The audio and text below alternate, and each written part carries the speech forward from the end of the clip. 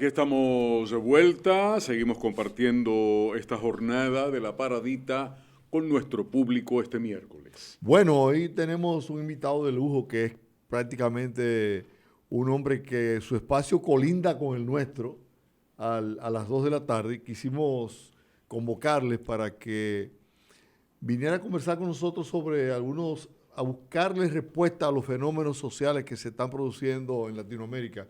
Si estos son el resultado de políticas fallidas en términos económicos o es que lo político supera lo económico y entonces esos intereses se enredan y crean este caos en algunas sociedades como por ejemplo Ecuador, Bolivia, Venezuela, en fin. Mira, Narciso Isaconde. Narciso, acércate. Colindamos y sin que haya una alianza estratégica, hay una gran amistad. Sí, claro. Y por eso estamos aquí. Sí, claro. Mi lectura del tema parte de lo que un gran amigo mío, Luis Suárez Salazar, cubano, pensador cubano, autor de múltiples libros, llama el ciclo de cambio que inicia la Revolución Cubana. En ese ciclo se han registrado 3 grandes oleadas de cambios políticos, reformadores, algunos con contenidos revolucionarios. El primero lo inicia la Revolución Cubana.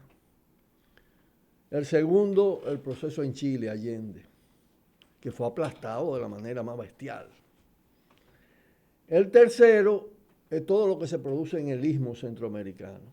Y ahí viene la Revolución Sandinista y el proyecto de Revolución Salvadoreña y Guatemalteca, que es yugulado a partir de los efectos del derrumbe de los países del este, de la Unión Soviética y los demás países, que jugaban un papel importante en la logística de esos procesos, ¿no?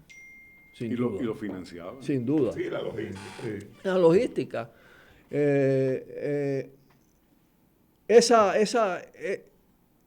A esa tercera ola, le sucede la que inicia, yo digo, el zapatismo, pero con un relevo rápido, con resultados concretos en términos de poder, de gobierno, en Venezuela, Chávez. Esa cuarta oleada, todas esas oleadas tienen en su centro los esfuerzos, los intentos por una nueva independencia. Porque la independencia que encabezaron los grandes próceres fue yugulada, fue mediatizada, termina en procesos coloniales y neocoloniales en todo el continente. Esta oleada se expandió con mucha fuerza porque tenía su epicentro en la parte norte de Sudamérica, una extensión territorial con una riqueza enorme.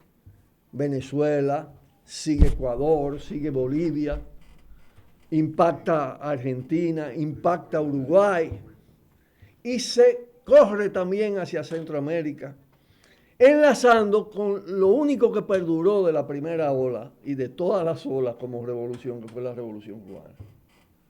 Ahí entronca. ¿Qué acontece? Que eso tiene mucho que ver con lo que está pasando ahora. Evidentemente, Estados Unidos estaba perdiendo el control del continente, de lo que ellos llaman imperialmente su patio trasero. Y eso no.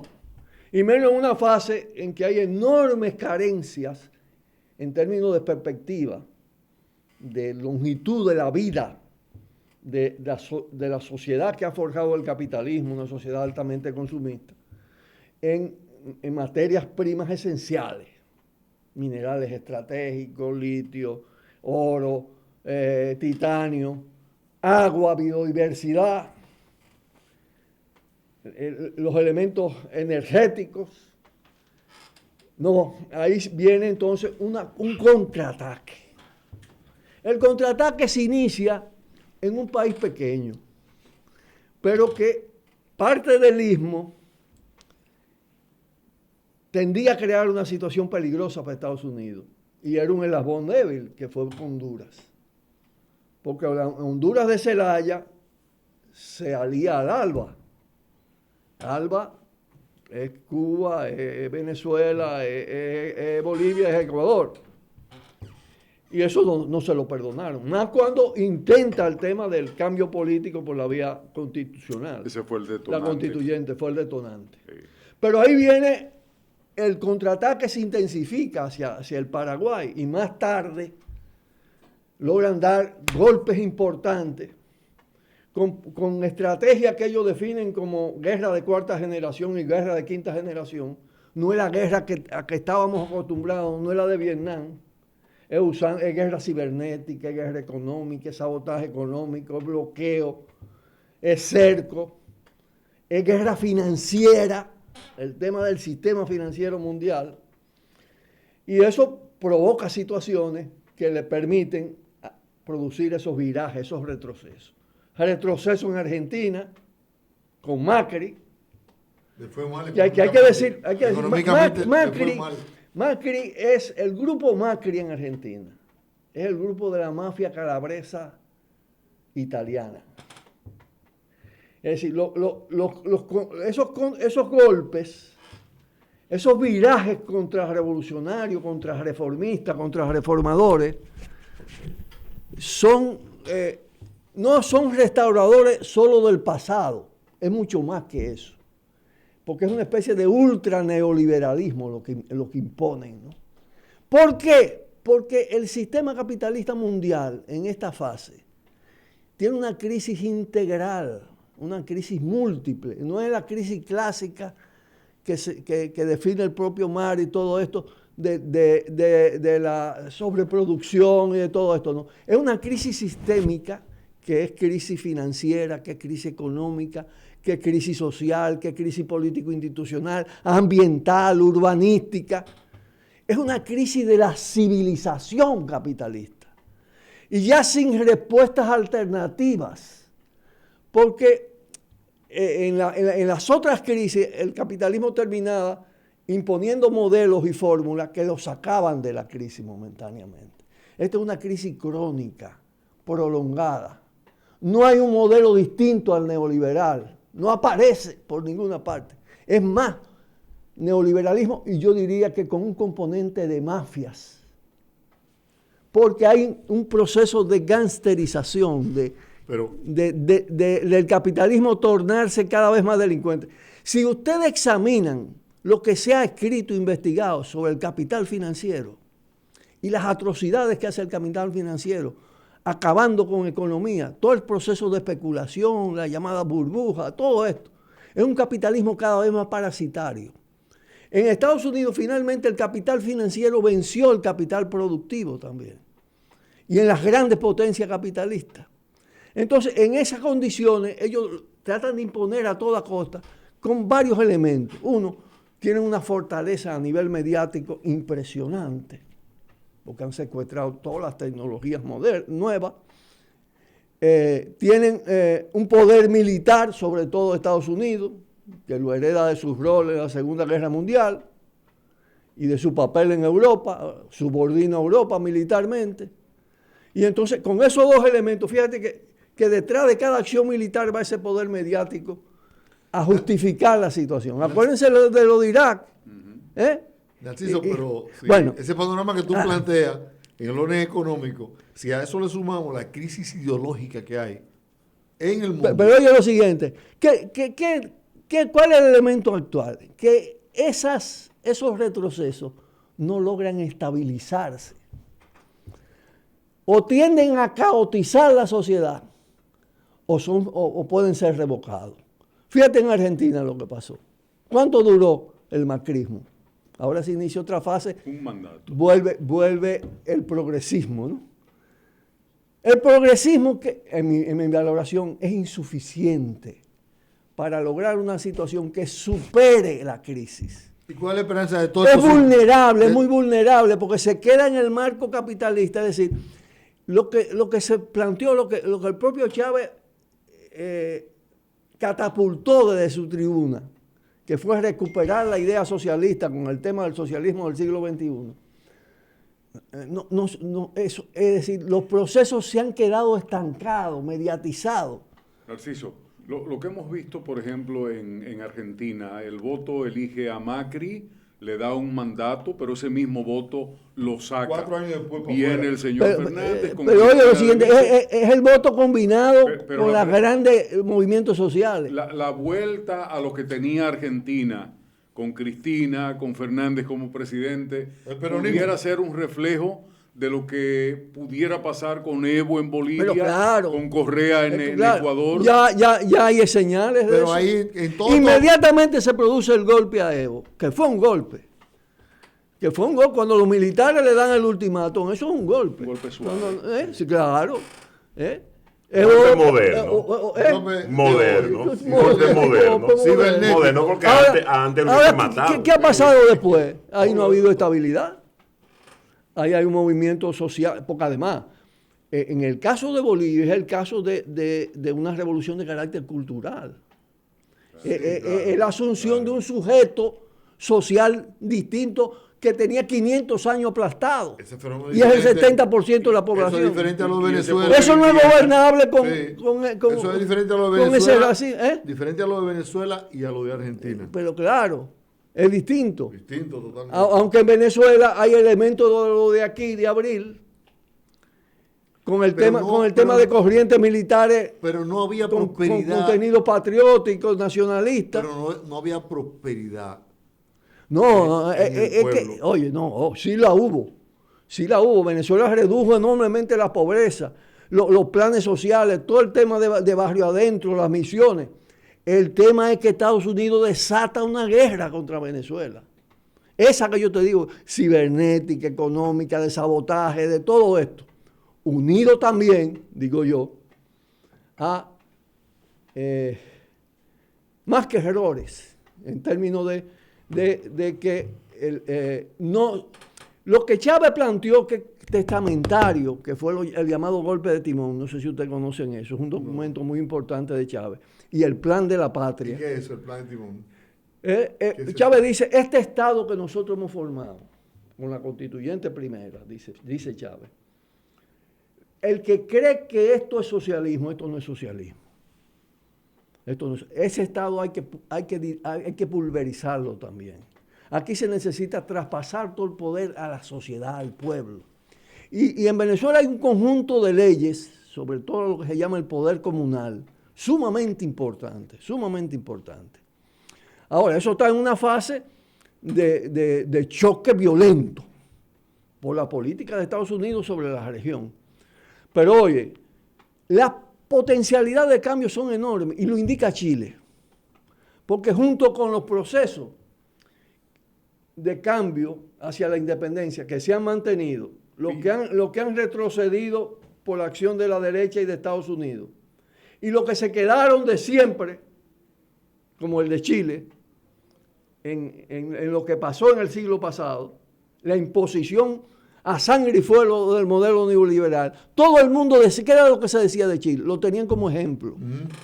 En seguridad social, en pensiones, en todo esto, la capacidad exportadora de Chile, el Chile modelo, los niveles de desigualdad que genera ese modelo y las atrocidades en términos de injusticia se acumularon. Y desbordaron. Me decía un compañero chileno que estuvo aquí, que es dirigente de los maestros, con una visión sumamente interesante, me decía, mira, es que ya la gran parte de la sociedad chilena decidió que no quiere vivir como ha vivido, que hay que producir un cambio. Es decir, todos los efectos de las políticas neoliberales. Él dice, el agua está casi totalmente privatizada en el país. Eso es uno de los principales problemas en Chile. Es terrible. ¿Tú entiendes? El agua está totalmente privatizada. Me dice, eso en las zonas áridas es un drama. Yo digo también lo de Haití. Haití no lo presentaron como Estados Unidos salvándolo, la MINUSTAH y todo este tipo de cosas. Y miren los resultados que hay en Haití. Porque hoy están criticando al pueblo que se moviliza. Pero ¿quiénes son los responsables de todo eso? ¿Cuántos años tienen ellos gobernando ese país? Y poniendo gobernantes mafiosos. De control histórico. Y poniendo gobernantes mafiosos. ¿Cuánto tiempo tienen? Desde que salieron los Duvalier. Y, claro, desde que intervinieron para poner a Aristide. No están acostumbrados a la democracia. Que fue una jugada maestra lo de Aristide, porque Aristide representaba el cambio. Le dan el golpe y luego ellos lo reponen, porque Aristide transó con ellos. Un agitador. Esa presión a Sebastián Piñera en Chile pudiera dar al traste con esa hegemonía de derecha que domina sobre la izquierda en el pueblo nuestro. Claro, porque es que, ¿qué es lo que está cuestionándose? Primero, el movimiento pide la renuncia de Piñera, pero plantea lo más importante de todo, la nueva constitución. Y no la nueva constitución hecha por las cúpulas. Porque fíjate que las cúpulas de los partidos políticos, exceptuando dos fuerzas políticas, el Partido Comunista y Convergencia Socialista, los únicos que no pactaron con el gobierno para proponerle al movimiento una constitución hecha por este Congreso, la población dice no. Es una constitución hecha por vía constituyente. Lo han complacido en todo. Fíjate que el tema constituyente vuelve a resurgir. En Puerto Rico estaba de alguna manera presente con la destitución del gobernador. Está presente en Haití, está presente en Chile, está presente en todas partes. Porque el tema está planteado en términos del cambio del sistema político institucional en primer orden. Pero además hay que definitivamente ajustar cuenta con el modelo neoliberal. ¿Qué pasó en Argentina con lo mismo Kirchner? Que toda la herencia del modelo neoliberal la dejaron intacta. Ellos aplicaron política nueva, neo-keynesiana, de distribución de ingresos, de asistencialismo, de pacto colectivo con los trabajadores, todo, que mejoró considerablemente las condiciones de vida, como pasó también en Brasil. Pero todo lo que se privatizó quedó privatizado. Y la economía estuvo durante un buen tiempo estable. Y todo lo que se privatizó incluye la salud en alto grado, incluye la educación. ¿Tú sabes lo que es convertir la salud y la educación en negocio? Sí, el desorden económico comenzó con Menem y con De la Rúa. Pero antes ellos tuvieron un cierto tiempo de paz económica que luego pues pudo recomponerse. Que va, José Guillermo, porque mira, después de la dictadura llegó Alfonsín, que no pudo terminar. Bueno, pero y entonces Alfonsín lo sustituyó Menem. Pero es que con Alfonsín comienzan la política neoliberal. ¿Tú entiendes? Con los radicales. Pero en Menem hubo hubo modificación de la Constitución para que él se reeligiera. Así fue. Sí, Menem. Así fue. Pero recuerden que venimos de la dictadura militar argentina, sí. Pero y ese tránsito en cualquier país es tortuoso. Salir de una dictadura, comenzar a dar pasos para implementación de la democracia, es difícil. Pero nos ha costado a nosotros, después de 31 años. Sí, pero eso tiene mucho que ver con que no se ajusta cuenta con las raíces de la tiranía, de las dictaduras militares. ¿Qué pasó aquí con la tiranía de Trujillo? Que la intervención de Estados Unidos no es en el 65 solamente. Ustedes se acuerdan. Claro. Lo que pasó en el placer de los estudios, en el malecón, con los portaaviones norteamericanos en medio de la lucha antitrujillista. Balaguer todavía. Pero además ellos ayudaron a tumbar a Trujillo. Ellos ayudaron. Ellos hacen el movimiento para tumbar a Trujillo. Ellos fueron ellos. Ellos dirigieron el complot. Ellos dirigieron el complot. Con una lógica, no otra Cuba. Sí. Vamos a quitar esa cabeza. Pero el temor era ese. Y vamos a hacer trujillismo sin Trujillo. Pero hay el temor y la excusa. Realmente hay una coincidencia que es económica en la mayoría de estos países que coinciden que, bueno, alto desempleo, alta inflación, ¿verdad? Que son fenómenos que son comunes a todos ellos. Pero fíjate, el aspecto económico es meridiano. En Chile, un poco el modelo de aquí era, en términos de que es crecimiento económico, estabilidad macroeconómica, modernización, pero enormes desigualdades sociales. Y todo el efecto que tiene eso en la salud, en la educación, en el agua. Eso es tremendo, ¿tú entiendes? Eso es tremendo. Y eso tiene un momento en que te hace crisis. Es decir, los detonantes son distintos. Pero la ideología no ninguna otra respuesta. Tiene la ideología antineoliberal. Claro, pero la superación del neoliberalismo no puede hacerse sino con socialismo. Y socialismo no ni siquiera en el sentido de poder de Estado, que fue lo que pasó en el siglo XX. En el siglo XX, más que socialismo en la Unión Soviética, era un régimen estatista. El Estado era el gran monopolizador de todo. ¿Y eso genera burocracia, y eso genera corrupción, y eso genera antidemocracia. Y el sistema de la socialización de los nórdicos. Los nórdicos lo aplican en el sentido de la distribución del ingreso. Ellos distribuyen bien el ingreso. Efectividad, y tienen determinada forma de propiedad social, pero también conlleva estructuras capitalistas monopólicas de altísimo nivel. No son los mismos capitalistas. El tema es socializar el poder y la propiedad.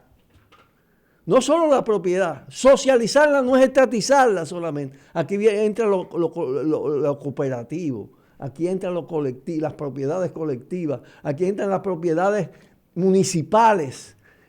Tiene que ser una combinación de formas de propiedad donde predomine lo social, lo público sobre lo privado. Lo privado es en la esfera de lo privado.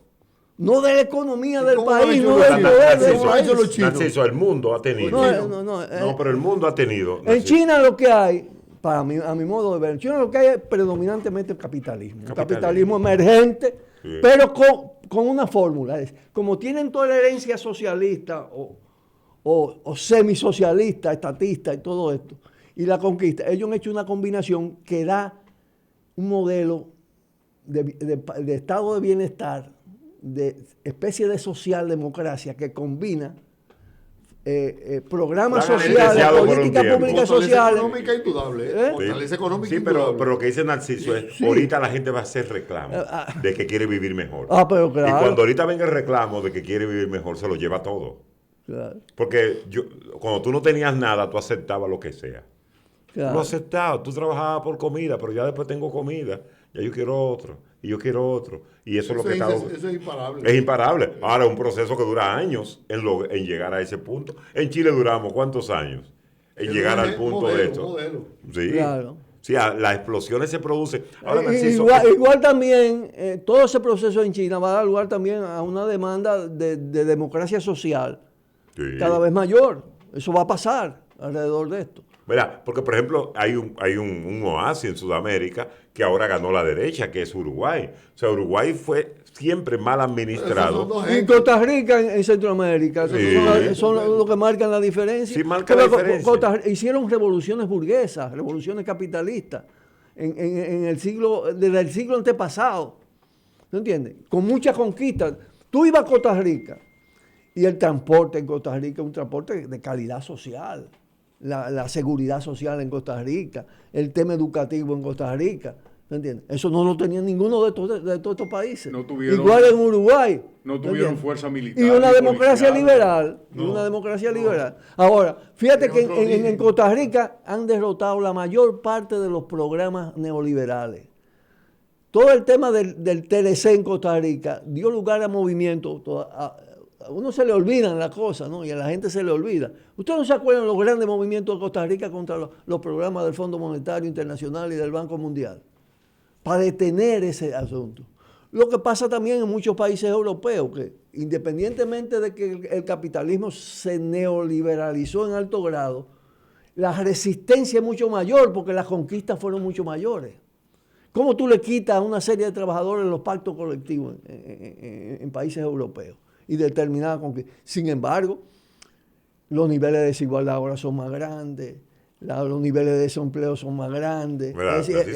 Es que tú chocas con algunas realidades. Por ejemplo, lo que pasó en Grecia. O sea, el programa de gobierno quebró. Que el programa de gobierno que tenían para el rescate de Grecia, el mismo partido que era de orientación izquierdista no pudo. O sea, se encontró con una realidad muy grande. Pero también claudicó, ¿tú entiendes?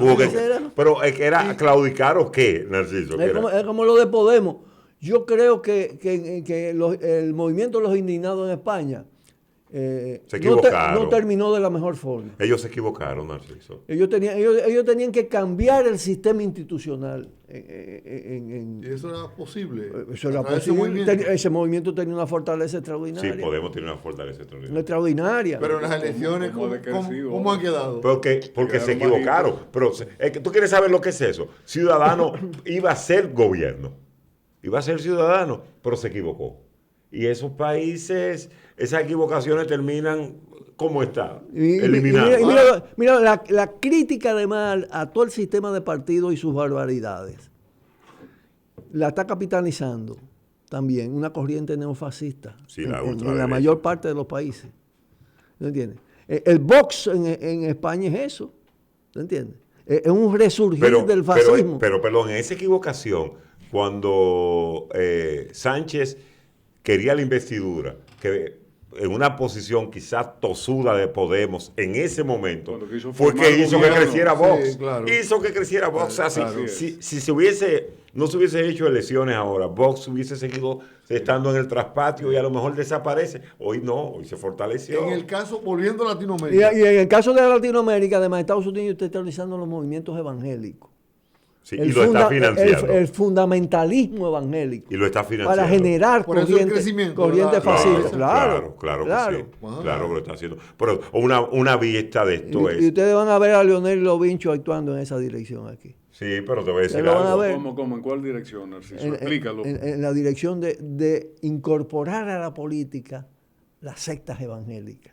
El pensamiento cristiano. El pensamiento cristiano. Eso no es cristiano nada ya. No lo es. ¿Y tú crees que se llama el evangelio de la prosperidad. ¿Y tú crees bueno, la iglesia de la prosperidad. ¿Y tú crees que ese sector se va a dejar? ¿Cuál? Se va a dejar ese sector. Sí, está tentado a eso cada vez más. Está metiendo candidatos en señores, estamos viendo partidos. Que el gobierno, en apoyo a lo que Narciso dice, es lo siguiente: estamos viendo que el gobierno israelí, si algo nunca han tenido los judíos, es el cristiano. Porque es opuesto al cristianismo. Totalmente. Pero opuesto. Entonces, están financiando casi todas las iglesias evangélicas de cabeza aquí en República Dominicana. Entonces, y la derecha norteamericana. Entonces tú dices, ¿en oposición a qué? ¿Y por qué? O sea, porque tiene que haber un ritmo. Chequéense. La búsqueda de poder, de más poder. Solo le digo, chequéense lo que dicen los líderes evangélicos sobre Israel. Chequéenlo, nada más búsquenlo en las redes sociales y se van a dar cuenta de dónde viene la financiación. Y en estos pueblos donde incide más la fe católica. Ya no. Cristiana. No, ya sí, no. Sí. En términos de creencias, sí. Ahora, de incidencia. Porque aquí ¿cuál es la fuerza? Pero en ese ámbito son los católicos. Sí, pero hay un problemita, cada día crece más.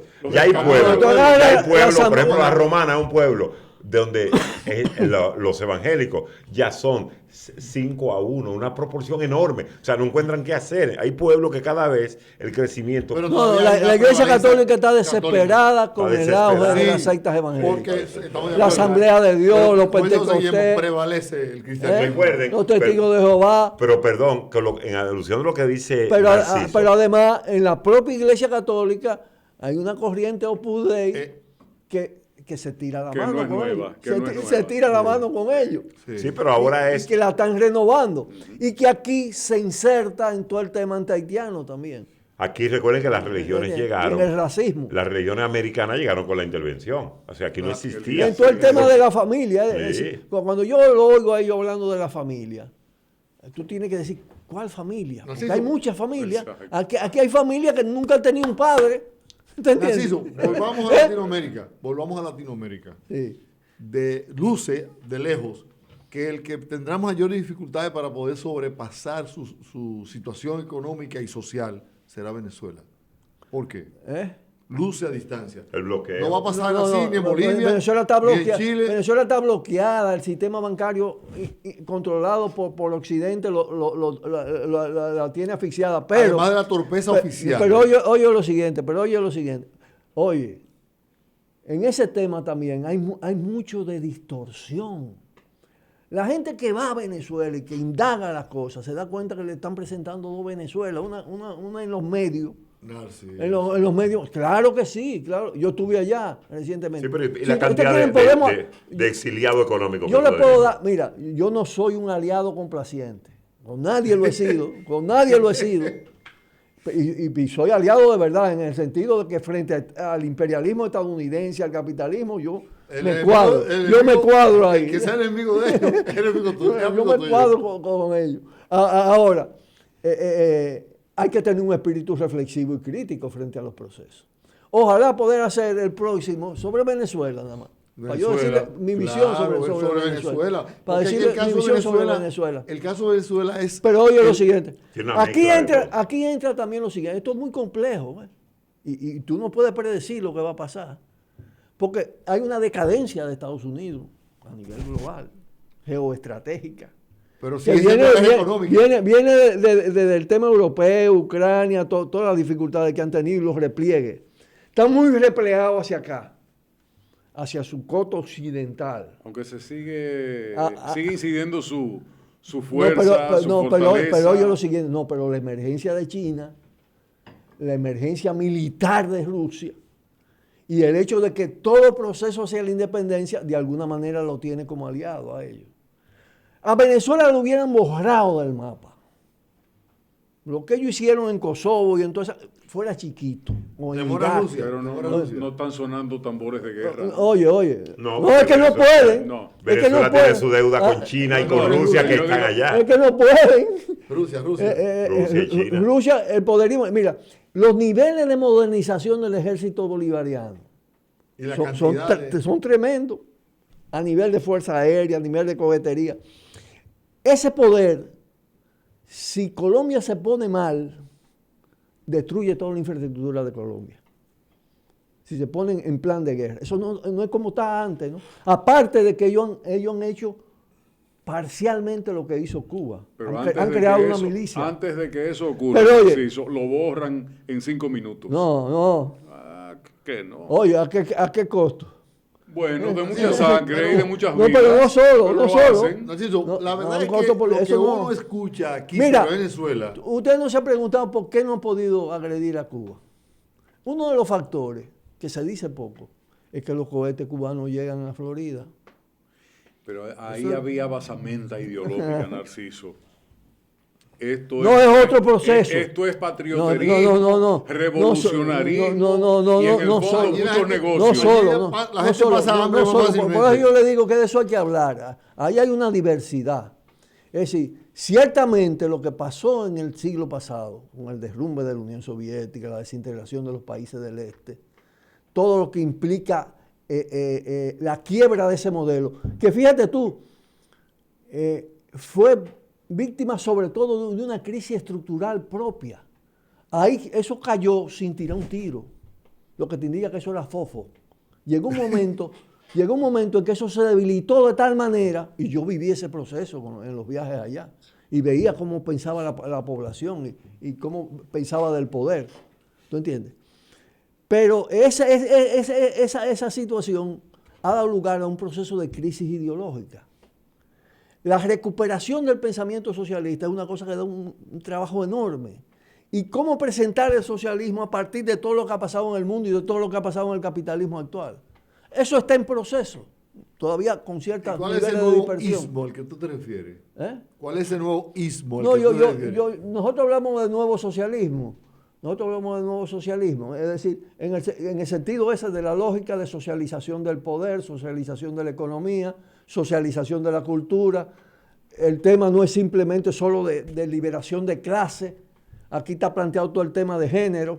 Aquí están planteado la diversidad de opresiones que el capitalismo ha incorporado a su sistema para obtener enormes ganancias. Pues aquí se habla del tema de género. Pero hay un capítulo en las mujeres trabajadoras, las trabajadoras domésticas. Tú sabes lo que implica el trabajo de la mujer en el hogar, en términos de la plusvalía que genera, no pagado.